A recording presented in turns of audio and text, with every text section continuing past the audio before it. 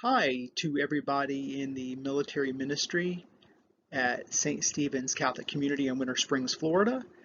I'm Paul Vasquez, in case anybody doesn't know who I am. I'm a member of the ministry group, and I also teach classes on international relations and war and conflict and politics at UCF.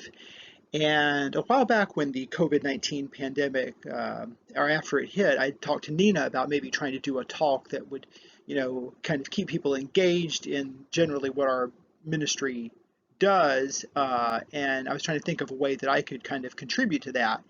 And what we came up with was the idea of doing a talk about just war theory, because there's a very rich history of the involvement of people from the Catholic Church in this kind of theory that influences, the way countries interact with each other.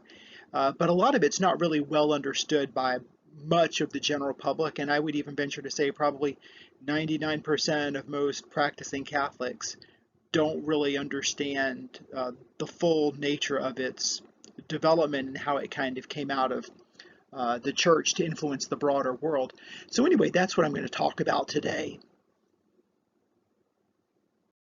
So as I go forward in the talk, I'm going to touch on four big kind of overarching aspects. The first that we're going to talk about briefly is what I call the Catholic tension around issues of peace and war, because there are various things from the Catholic Church and its teachings as well as its history that speak to the nature of a tension between how does one wrestle with both of these kinds of issues.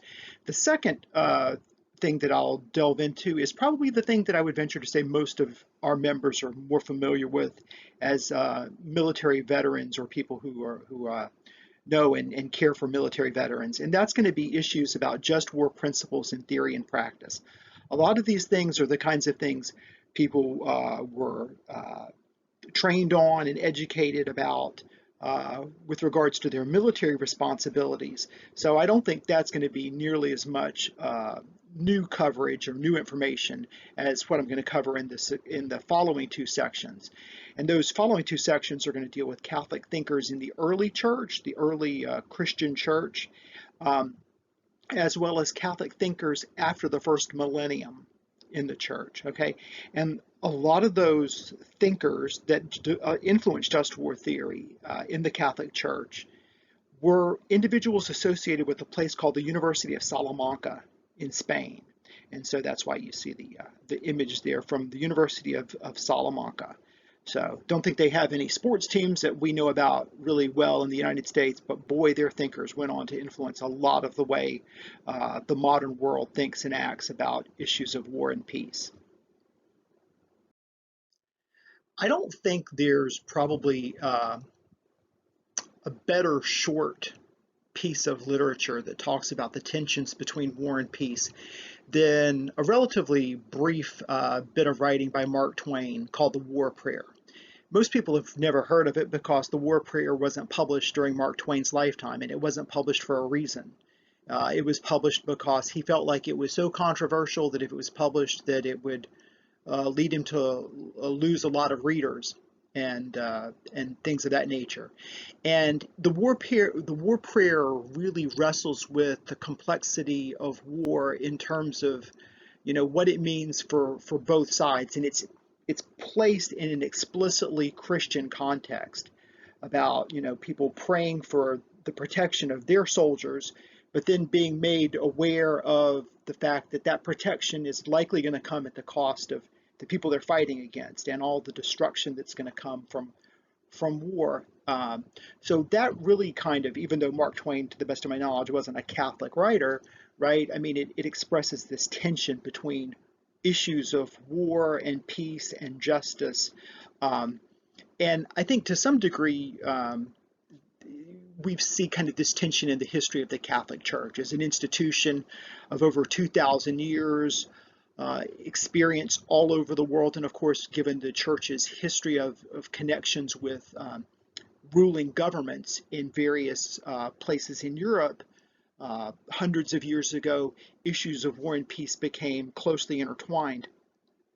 And I'm sure as most Catholics can attest, if you get into a discussion with other people about the value of religion or Christianity with regards to the broader world, one thing you'll oftentimes hear people talk about are the Crusades, and how, of course, the Catholic Church and its leadership supported crusades and wars in what we now know as the Middle East. And oftentimes this is held up as an example of ways in which the Catholic Church historically has undermined issues of peace among nations, okay?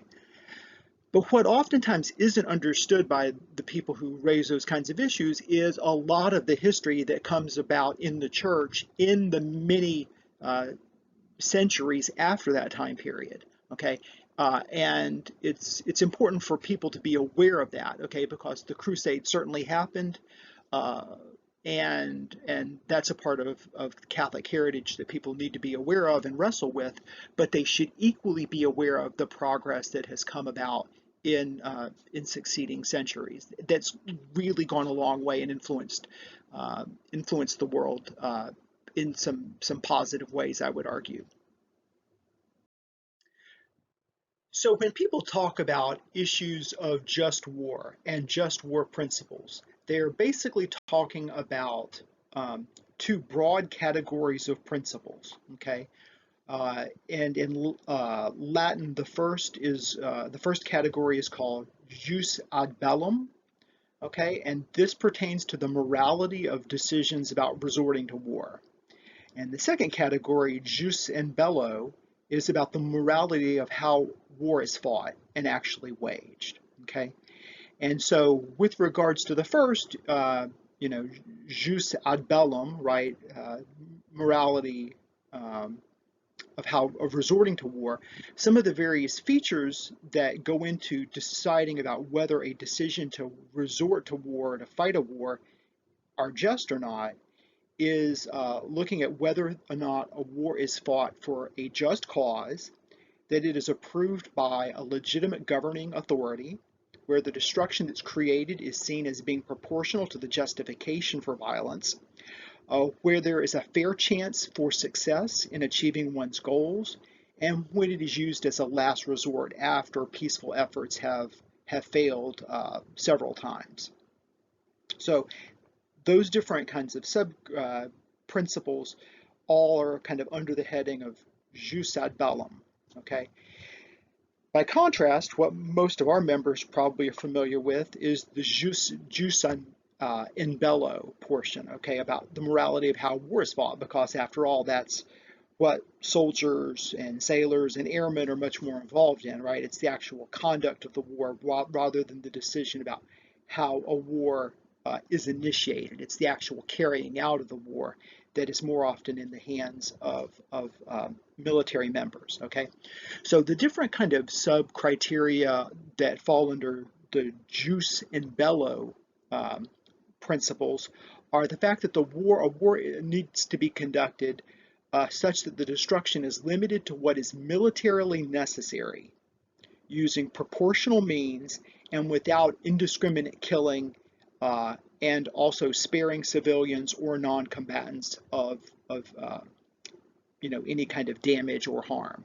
Okay, and the different aspects that I've highlighted here in yellow are not only facts that are broadly agreed to by experts who study just war theory. And let me say here, even though I didn't mention it earlier, I am not an expert in just war theory. I have not published any work in that regard. There are certainly people that are much more expert than myself, so I'm basically kind of conveying that information here now to people. But all of these things that are listed that are well recognized as just war principles, the ones that you see highlighted there on the screen are actually things that were all mentioned back in 1993 when the U.S. Conference of Catholic Bishops issued a statement called "The Harvest of Justice is Sown in Peace." And in that statement, in addition to all the different highlighted aspects that you see there on the screen that were included in the statement also included several of Pope John Paul II's calls for things like strengthening global institutions, securing human rights, fighting against poverty. Pope Paul VI basically at one point in his papacy made an observation that's been kind of reduced or boiled down to the term, if you want peace, work for justice. And so Pope Paul VI ideas were kind of being continued on here by Pope John Paul II. Other things that were also advocated by the Pope that were referenced in that statement were the building of international efforts at what's called cooperative security, and also building up the ability of the international system and nations to deal with humanitarian intervention that might be needed to be conducted in behalf of groups that were suffering great depredation and oppression at the at the hands rather of oppressive groups or governments. So there's a very tight interconnection between just war principles as they're widely understood and kind of incorporation into even documents that have been produced by the Catholic Church within the past several decades. Now, just to show how closely integrated some of those principles and concepts from just war theory have been integrated into the United States military, I've developed a table that you can see here on this slide. And this comes from the Commander's Handbook of the Law of Land Warfare that was issued last year in 2019 by the Departments of the Army and Marine Corps headquarters. Okay, and they talk about various kind of subcategories that were related to those jus and bello principles that I talked about on the last slide. So for example, with regards to, and this is a document, I should mention that it's more than 100 pages in length, and it goes into great detail because it's developed by military lawyers that are trying to take these principles and distill them down into all the various kinds of conditions and situations that people might encounter on the military battlefield. So it's a really big document, and I've really just kind of boiled it down here. And so some of the things that it mentions, so like, for example, with regard to military necessity, basically it describes this as being to compel the complete submission of the enemy with the least possible expenditure of time, life, and money. Okay, with regards to indiscriminate killing, or the lack of that, the ban on that, it says that that military forces, quote, must direct their attacks against enemy military objectives, and furthermore must distinguish these military objectives from the civilian population, individual civilians not taking part in hostilities, and civilian objects like hospitals or churches or things of that nature. With regards to proportional means, the handbook talks about the need for commanders basically to weigh the justification for acting against the expected harms to determine whether the latter, okay, the harm or the force that would be exerted and the violence that would be exerted is excessive when it's compared with the former, or the justification for taking action to begin with. And lastly, with regards to sparing defenseless persons or non-combatants, the handbook talks about the fact that detainees, which would include things like prisoners of war, must be provided with humane care, and that their dignity must be respected, and that inhumane treatment is expressly prohibited once someone is defenseless or has been taken into custody. Okay, so all of those things are specifically codified in this very recent handbook that the U.S. Army and Marine Corps produced, and I don't include the Air Force here just specifically because they're probably going to be, a lot of overlap between these. Okay, so I just opted to use the Army and Marine Corps documents.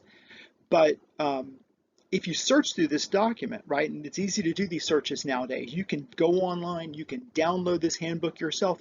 If you do a search, if you search for terms like Catholic Church, if you search for the names of various theologians I'm going to talk about, you will not find them referenced anywhere, okay? Because, of course, we have a secular government. But as you're going to see, a lot of these principles come down and have been codified in action and in documents from Catholic thinkers from hundreds of years ago. Now, I should hasten to add that a lot of the principles that I discussed on the last slide, okay, that are incorporated into, standard operating procedures and practices by the American military today, didn't come down simply and directly from Catholic thinkers, okay? There was like a transmission belt in the process. And the transmission belt for a lot of that was various aspects of contemporary international law that countries have signed on to with regards to rules of warfare. So, for example, a lot of those things were codified in things like the Geneva Conventions, which regarded land warfare and were produced in over a period of time through various kind of international diplomatic meetings. The first was in 1864, so like when the U.S. was fighting its Civil War, there were people in Europe thinking about how land warfare could be made more just and less inhumane. And then there were subsequent conventions and meetings in 1906. In 1929, there was one that dealt with the treatment of POWs. There was one again in 1949 and again in 1977. And with regards to maritime warfare, the Hague Conventions were held in 1899 and 1907 also regulate those. So just for example, if you go back to the Geneva Convention of 1864, it protected things like places that were being used to treat wounded and sick soldiers, issues about the fair treatment of combatants once they had surrendered, protecting civilians who were aiding the wounded, and establishing the Red Cross as a recognizable symbol of international impartiality with regards to dealing with issues of treatment of soldiers during time of war. Over 180 countries signed the 1949 convention, and a variety of these conventions that have been signed and codified and implemented have shaped the way things have been conducted, like war crimes trials. And this was the case with regards to war crimes over the fighting that went on in Yugoslavia in the 1990s, and also Rwanda. And it's also influenced things like the formation of the International Criminal Court, which, by the way, the United States is not a member of, not a signatory to that agreement, but it's nonetheless influenced its development as well. And one individual I'll just mention, who was very much involved in this was a gentleman we'll talk about a little bit later, named Henry Dunant. And Henry Dunant himself was not Catholic, he was a Calvinist.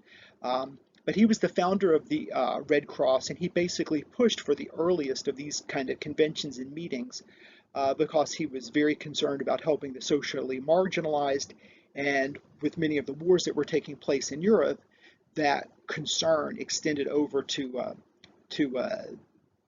soldiers and captured soldiers and things of that nature. So we'll talk about him in just a few minutes, a little bit more.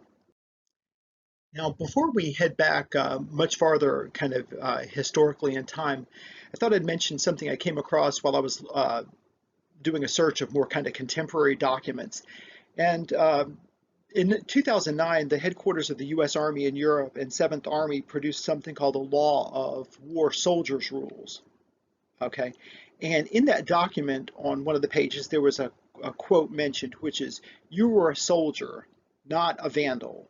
Okay, and of course, when we use the term vandal now, we think about vandals as just people that are engaged in criminal behavior, or people that are just brutes of that are kind of unrestrained by norms and conventions. Okay, but of course that term vandals came down to us from the groups of people who sacked Rome in the year 455 AD.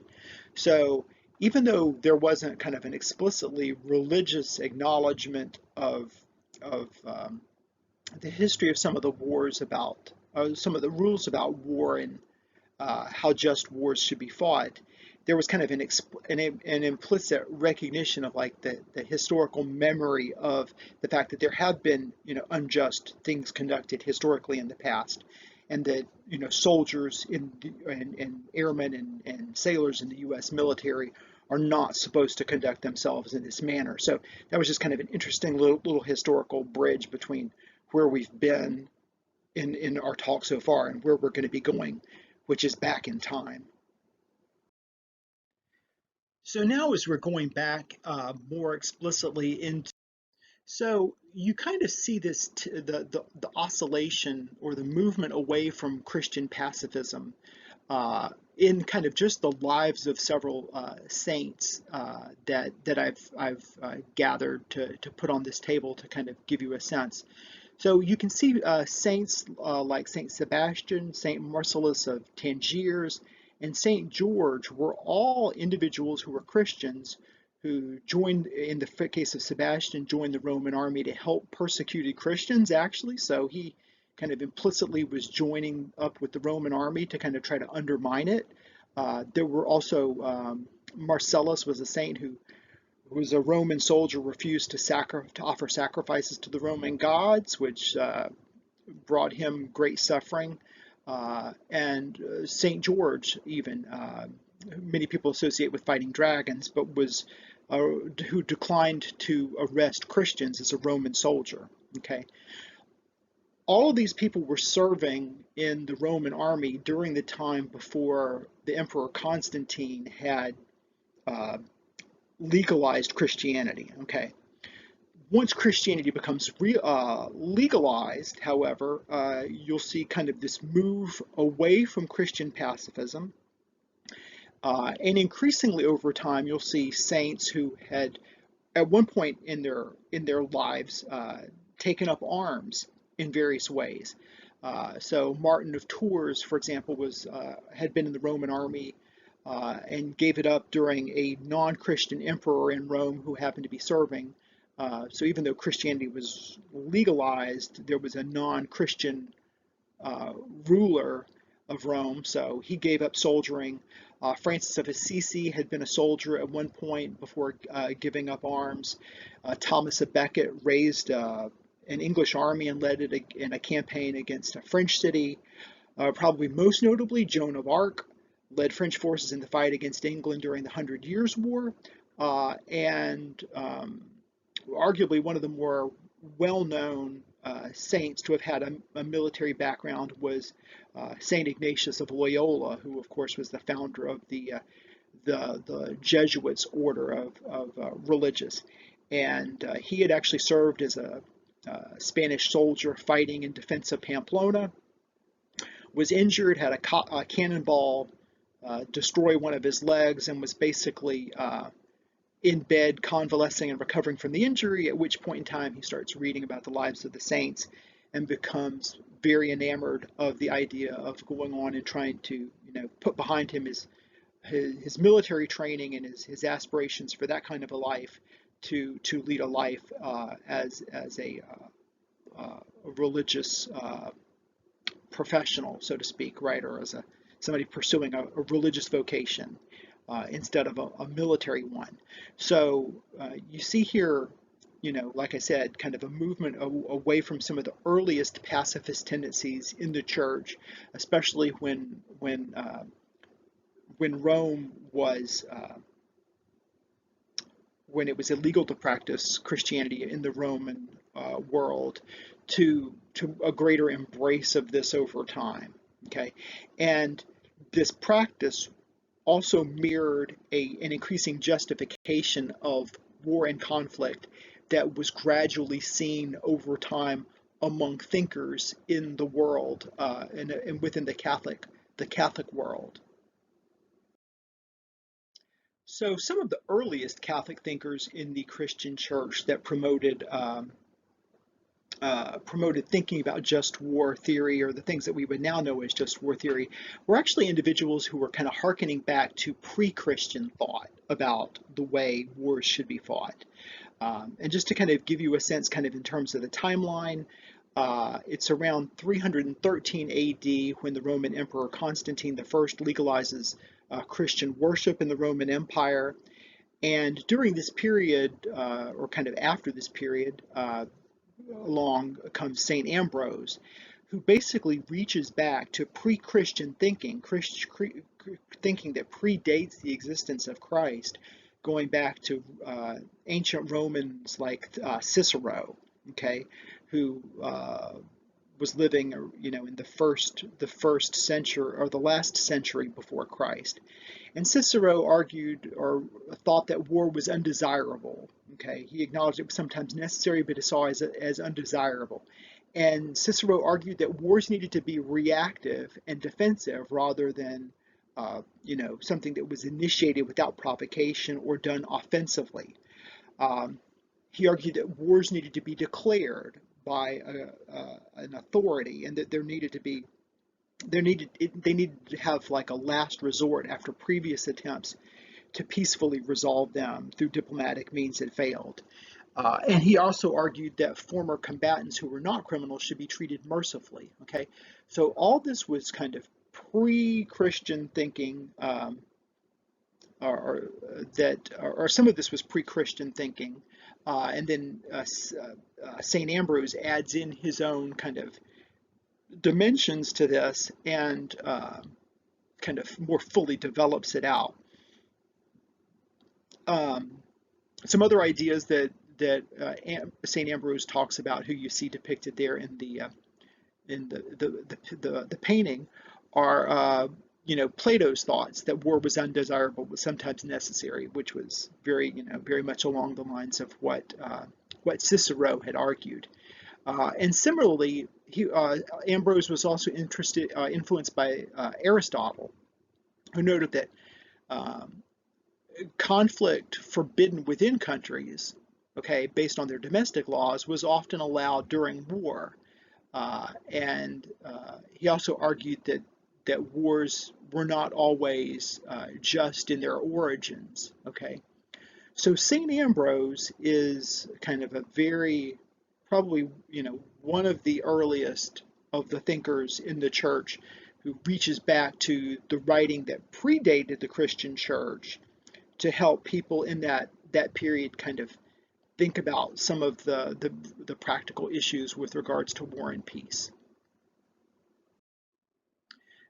Now, because of the reach of his writing, St. Augustine's work, Augustine of Hippo, would be much more influential in just war thinking and go on to get a much broader audience than the work of St. Ambrose, even though Ambrose's work was important. Augustine argued that war was acceptable uh, with legitimate approval. Okay, it couldn't just be something that roving bands or groups of people opted for. It needed to be something that was seen as legitimate by governing authority. And he saw, the Old Testament and discussion of Old Testament wars as making war seem as if it's justifiable. And he also saw in the New Testament things that seemed to be approving of soldiering. So there wasn't like a blanket criticism of the practice of soldiering on the part of Jesus. And so these things were viewed by him as kind of justifying the possible necessity of war and conflict. Um, of course, he at some point goes beyond just approving of war, and he argues that things like the use of government force and violence were acceptable to even correct things such as sinfulness. And he was, in some of his writings, this was directed at individuals engaging in particular heresies that were practicing within the church. And of course, this gets pointed to later by individuals as justifications for some of the darker periods within the history of the Catholic Church, such as the Inquisition and things of that nature. Um, so there's some elements to Augustine's writings that many of us today would probably be very, very uncomfortable with, but were nonetheless seen by him as important with regards to helping combat the presence of sin in the world. He saw deceit in war as being justifiable, but he argued that wars needed to be reactive and defensive, very much following along in ideas that St. Ambrose had passed down from Cicero. What Augustine argued was really important was he argued that war was evil when there was a love of violence and cruelty. And for him, what was very important was a wartime motivation. And to a large degree, the motivation of the people waging war was to some degree even more important than the behavior they were engaging in. And so, for example, things like motivation for him go very far towards explaining things like the use of government force and violence to correct sinfulness, because he saw in his mind if it was being done to combat sinfulness and not because somebody was just being intentionally cruel, that it was justifiable. Okay, now we'll see that some theologians later move away from that position, but that's still to come. It is important to mention that Augustine's writings were known by Henry Dunant, the founder of the Red Cross that we talked about earlier, who had been involved in some of the earliest international law conventions to try to make war as humane as could possibly be done. So that's a useful kind of connection between the early Christian church and much later individuals in the 1800s who were acting on these kinds of issues. So now we move out of the early period of the Christian church and into the church during the first millennium. And during at least the first half of the first millennium, we see the Catholic Church certainly taking on a much more permissive and engaged position with regards to wars and conflicts. So, for example, in that first century after the first millennium, Pope Urban II does things like launching crusades as a form of holy war in which people can gain spiritually. And we even see people like Saint Bernard praising military sacrifice in the crusades. And several centuries later, we see individuals like Pope Gregory IX instituting the Inquisition, which is government use of force to try to combat heresy. Certainly a much more permissive and encouraging kind of position with regards to the use of force and violence. And he even goes so far as to offer a plenary indulgence for individuals participating in crusades that were going on during that period of time. Okay. Within kind of following on that period, we see, though, the work of St. Thomas Aquinas really trying to kind of come to grips more readily with, the full nature of war. And he writes about this in his Summa Theologica. And he really kind of lays out most clearly some of the criteria for just war. He argues that wars must be approved by the right authority. In other words, they must be government leaders who are authorized to do such things and not just private individuals. The wars must be launched with the right intention in order to promote social good and not something that's bad or inherently evil. Wars must be initiated for a just cause. So that's even, that gets into some of the direct concepts with regards to jus ad bellum. Okay. So it's not just a matter of intentionality to promote the good, but the cause itself must be just.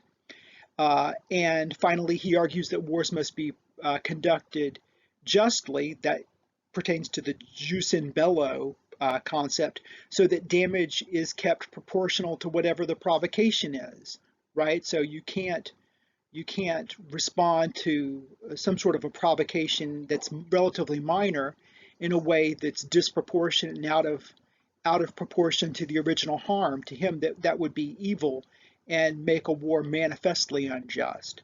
Okay, so Aquinas is a very large figure with regards to just war theory, and that's why I've included the image of him that you see there on this slide.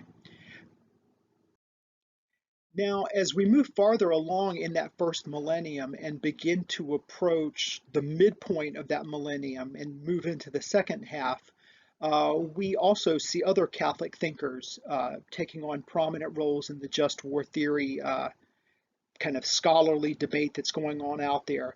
And very prominent in this regard was a gentleman named Desiderius Erasmus, and most people nowadays just know him in scholarly circles by the term Erasmus.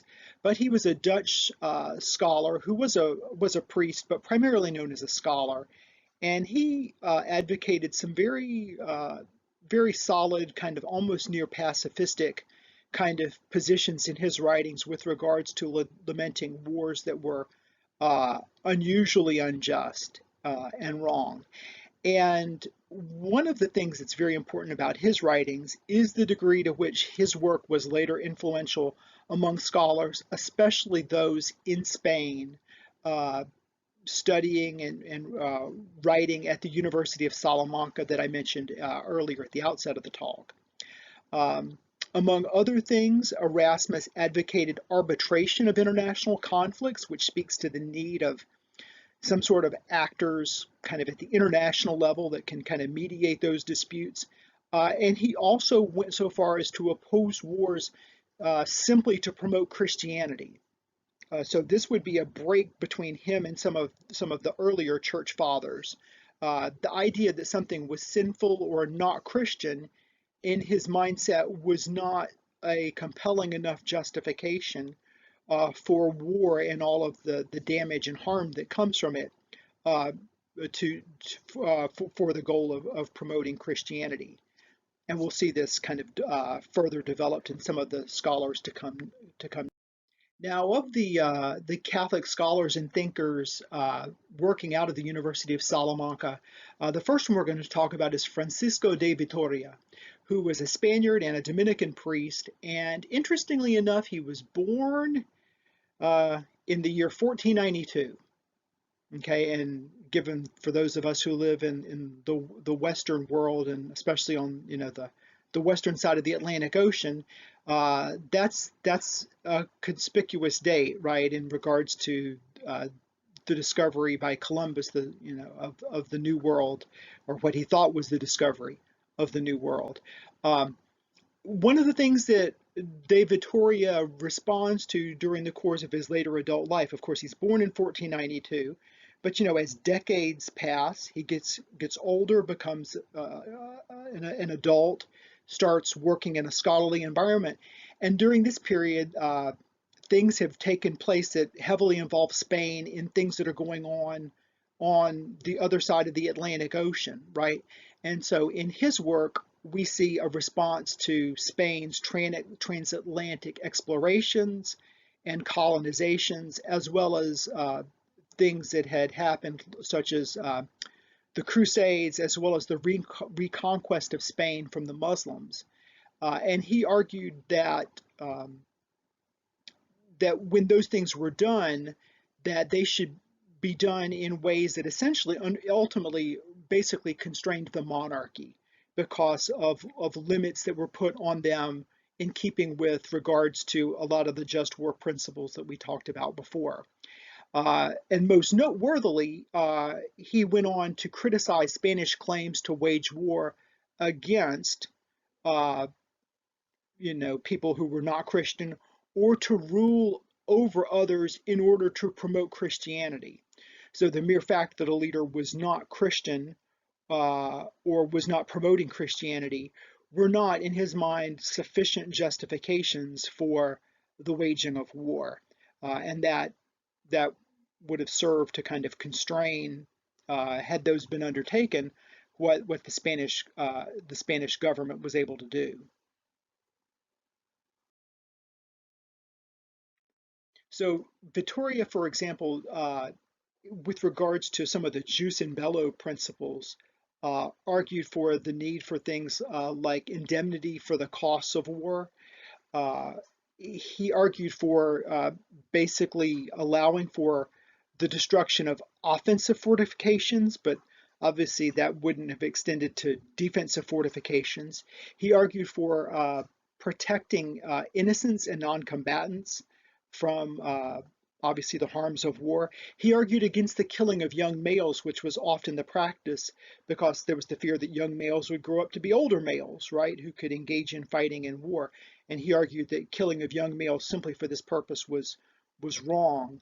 Um, he argued that it was not appropriate to have changes in governments that one was fighting against that were vanquished unless it was absolutely necessary, because he saw there as being virtue in kind of government there kind of by the local people. So there had to be a really strong, compelling justification for what we nowadays would refer to as regime change.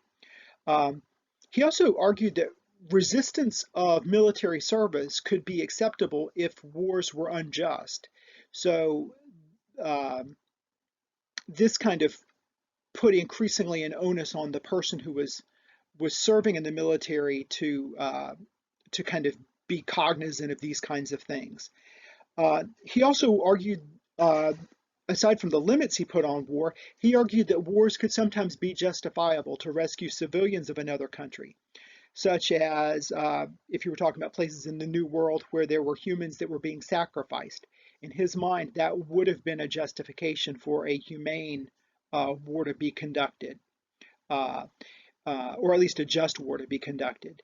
Um, and these kind of ideas kind of nowadays provide for us the seeds of some of the principles that are used to justify humanitarian intervention when there's great harm and injustice that's going on, like some of the things that I alluded to earlier with regards to Pope John Paul II's arguments about the needs for the international community to sometimes be able to engage in humanitarian intervention.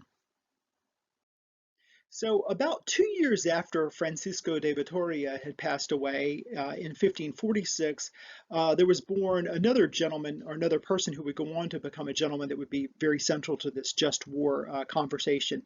And this was a man named Francisco Suarez, who also taught at the University of Salamanca and was a Jesuit priest.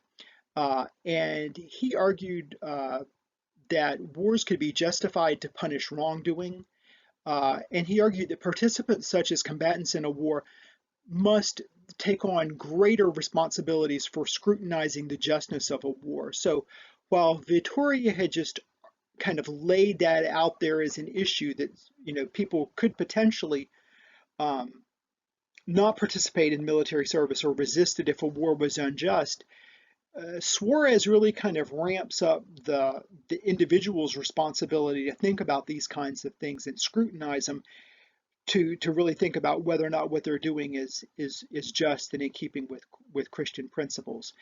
He also went on to argue that alliances with countries that were non-Christian or non-believers could be acceptable during times of war.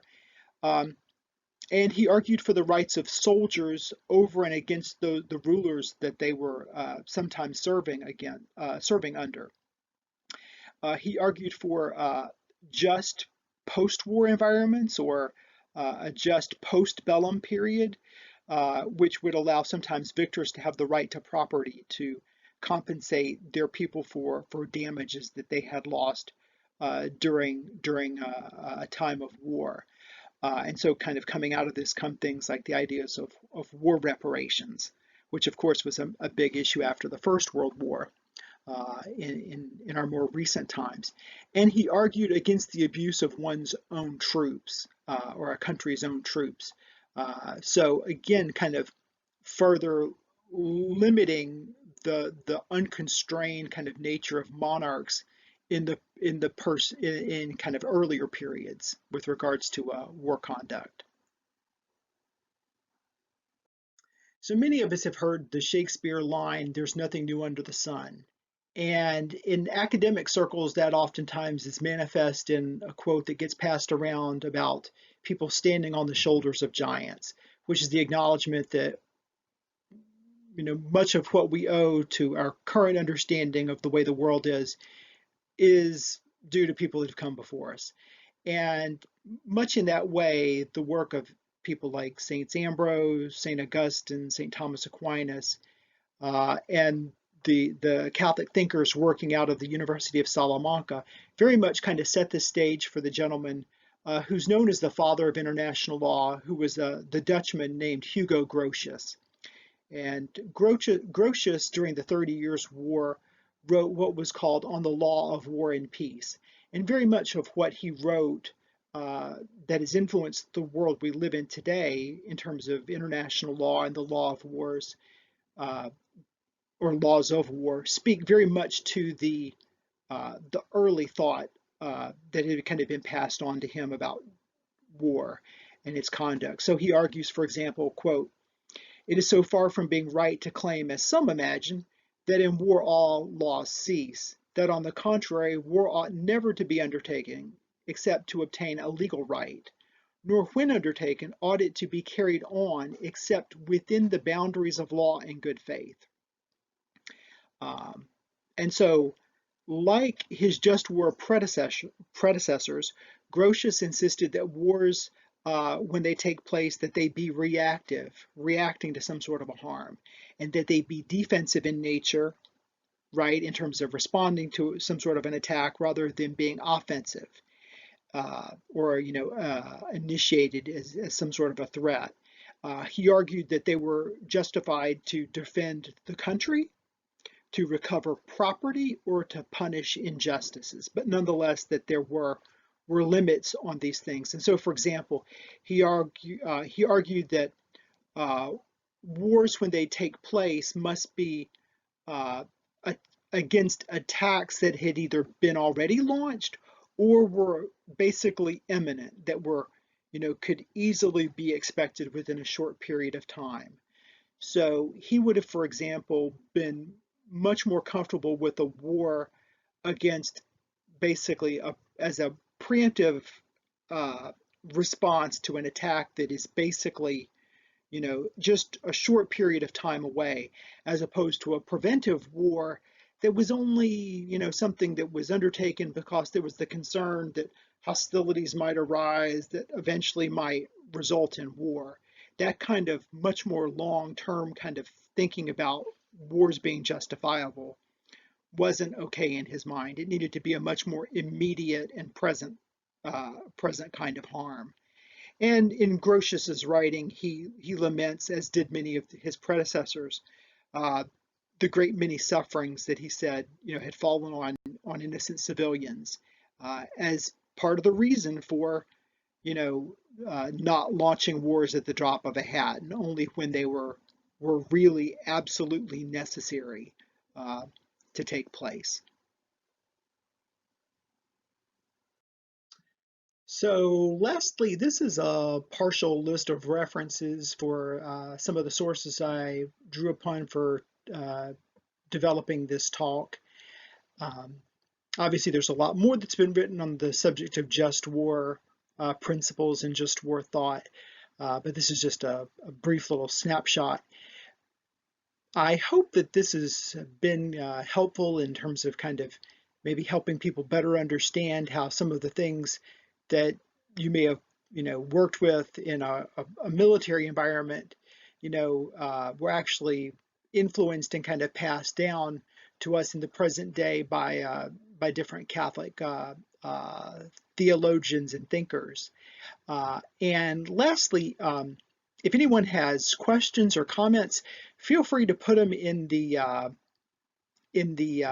comment section on YouTube that's listed below.